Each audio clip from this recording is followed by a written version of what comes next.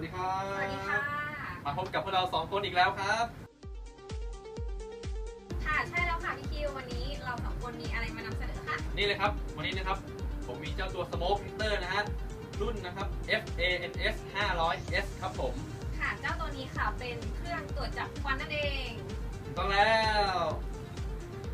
น้องเบลพอจะทราบไหมครับเจ้าตัวนี้นะครับมีลักษณะการทำงานยังไงครับเจ้าตัวนี้นะคะเจ้าตัว Smoke Detector เนี่ยเวลาที่มันมีควันหรืออะไรเข้ามาที่มันแปลกปลอมนะคะมันก็จะร้องส่งสัญญาณให้คนรอบข้างค่ะได้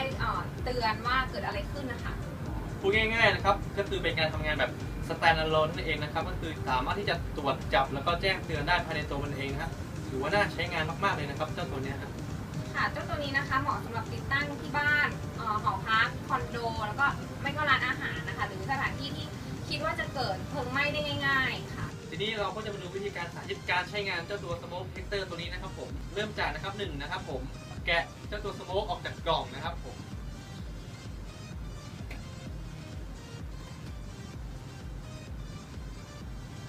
นี่ครับ2นะครับใส่แบตเตอรี่นะครับแบตเตอรี่ที่เราใช้นะครับจะเป็นขนาด9โวลต์นะครับผม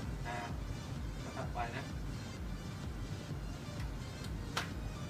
เห็นไหมครับเพียงแค่2ขั้นตอนก็พร้อมใช้งานแล้วนะครับถือว่าง่ายสะดวกและก็รวดเร็วมากเลยครับ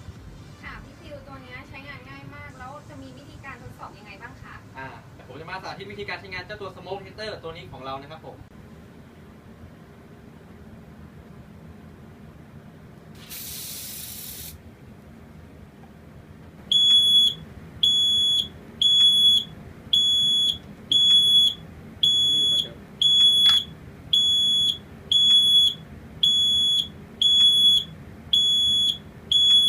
เห็นไหมครับวิธีการใช้งานเจ้าตัว Smoke Heater ของเราครับง่ายดายเพียงนิดเดียวเองครับ